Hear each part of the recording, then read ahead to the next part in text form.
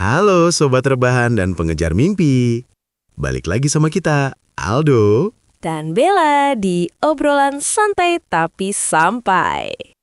Wah, nama cara baru nih, Bel. Iyalah, biar kayak anak kekinian. Lagian obrolan kita kan memang selalu santai, tapi ngena banget di hati kan? Betul. Nah, hari ini kita mau bahas sesuatu yang lumayan berat tapi nyata banget kita alami. Pernah nggak sih kamu merasa, kok umur udah segini aja? Perasaan baru kemarin lulus SMA? Ya ampun Do, jangan ditanya. Aku tuh ya tiap lihat kalender bawaannya mau nangis. Tiap lihat teman seangkatan udah pada nikah, punya anak, atau beli rumah, langsung insecure parah. Rasanya waktu tuh lari kenceng banget, tapi akunya masih jalan di tempat. Nah, itu dia masalahnya, Bel. Banyak dari kita merasa hidup ini sangat singkat. Kita selalu merasa dikejar waktu, tapi ujung-ujungnya bingung. Sebenarnya waktu aku habis buat apa ya? Banget. Pagi bangun, ngantor, pulang malam, capek, main HP bentar, tidur. Besoknya gitu lagi. Pas weekend cuma buat balas dendam tidur. Tiba-tiba udah Senin lagi. Ini menarik. Karena masalah utamanya bukan karena waktu kita sedikit. Secara hitungan, kita sama-sama punya 24 jam sehari. Terus kalau bukan waktunya yang sedikit apa dong? Masalahnya adalah bagaimana kita mengalokasikan waktu itu. Kita terjebak dalam ilusi sibuk. Kita mengira dengan terus bergerak dan melakukan banyak hal, kita sudah produktif. Padahal, seringkali kita cuma menghabiskan waktu, bukan memanfaatkannya. Wah, tertampar aku, Do. Iya juga sih. Kadang aku merasa sibuk banget balesin email kerjaan. Tapi pas ditanya hari ini ngerjain apa aja, bingung jawabnya. Itu namanya sibuk tanpa arah, Bel. Kita jadi reaktif, cuma bereaksi terhadap apa yang datang, bukan proaktif menentukan apa yang penting buat kita. Akibatnya, kita sering terjebak di kuadran mendesak tapi tidak penting. Kuadran apaan tuh, Dok? Kayak pelajaran matematika aja. Intinya gini, kita sering mendahulukan hal-hal yang seolah-olah penting, padahal cuma mendesak. Misalnya, mengecek notifikasi media sosial tiap 5 menit, atau ikut kumpul-kumpul yang sebenarnya nggak kita nikmati. Sementara hal-hal yang benar-benar penting, kayak belajar kemampuan baru, atau menikmati waktu berkualitas sama keluarga, malah ditunda-tunda. Bener banget. Kalau udah gitu rasanya waktu terbuang percuma ya. Tepat. Dan ketika kita menyadari banyak waktu yang terbuang sia-sia, barulah kita panik dan merasa hidup ini terlalu singkat. Kita lupa bahwa hidup bukan tentang seberapa lama kita hidup, tapi seberapa dalam kita memaknainya.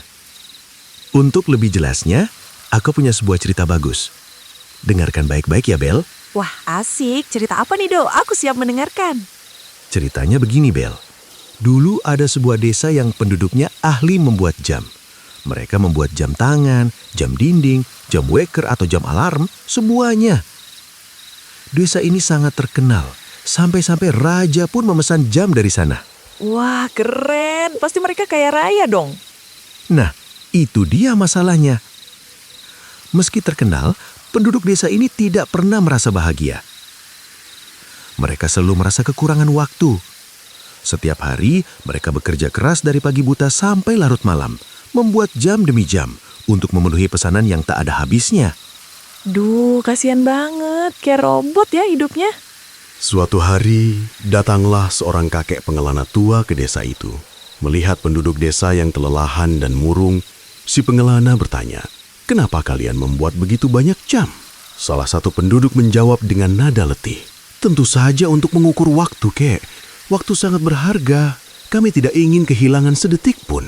Si pengelana tersenyum simpul lalu berkata, "Kalian membuat alat untuk mengukur waktu, tapi kalian lupa untuk menghidupi waktu itu sendiri." Wah, dalam banget kata-kata si kakek. Terus gimana? Penduduk desa itu kebingungan. Mereka tidak mengerti apa maksud si kakek pengelana. Si kakek lalu mengeluarkan sebuah jam pasir yang sangat indah dari dalam tasnya. "Jam pasir ini berbeda dengan jam buaran kalian," kata si kakek. "Jam pasir tidak berdetak, ia hanya mengalir. Ia tidak menyuruhmu untuk bergegas, ia hanya mengingatkanmu bahwa waktu terus berjalan."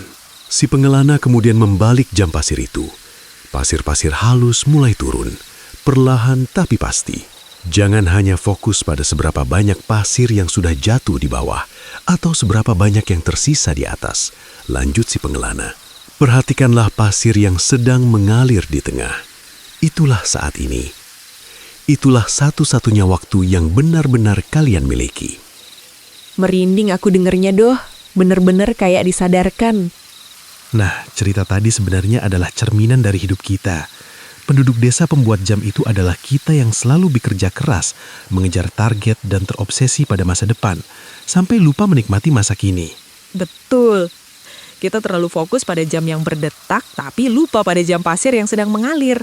Kita lupa untuk hadir secara penuh di saat ini. Iya, masalahnya bukan karena hidup ini singkat, tapi karena kita sering tidak berada di dalamnya. Kita sering membiarkan pikiran kita melayang ke masa lalu atau cemas tentang masa depan, sehingga kita melewatkan keindahan yang sudah ada di depan mata. Jadi solusinya bukan dengan cari cara agar hidup lebih lama ya, Dok? Kalau bisa hidup sampai 1000 tahun sih boleh juga, Bel. Tapi yang terpenting adalah kita harus belajar menggunakan waktu secara bijaksana. Kita harus belajar membedakan mana yang sekedar mendesak dan mana yang benar-benar penting. Fokuslah pada hal-hal yang memberi makna dan kebahagiaan, baik untuk diri sendiri maupun orang lain. Setuju, mulai sekarang aku mau belajar lebih mindful. Menikmati secangkir kopi pagi tanpa ngecek HP. Fokus mendengarkan cerita teman tanpa mikirin kerjaan dan benar-benar hadir di setiap momen. Keren. Jadilah seperti jam pasir yang tenang mengalir, bukan jam waker atau jam alarm yang selalu berteriak. Ingat, hidup ini mungkin singkat, tapi kalau kita menggunakannya dengan bijak, ia akan terasa penuh dan bermakna. Betul banget. Terima kasih buat obrolan seru dan mencerahkan hari ini, Do. Dan buat teman-teman yang mendengarkan, jangan lupa untuk bersyukur dan menikmati hari ini ya. Sampai jumpa di episode obrolan santai tapi sampai berikutnya.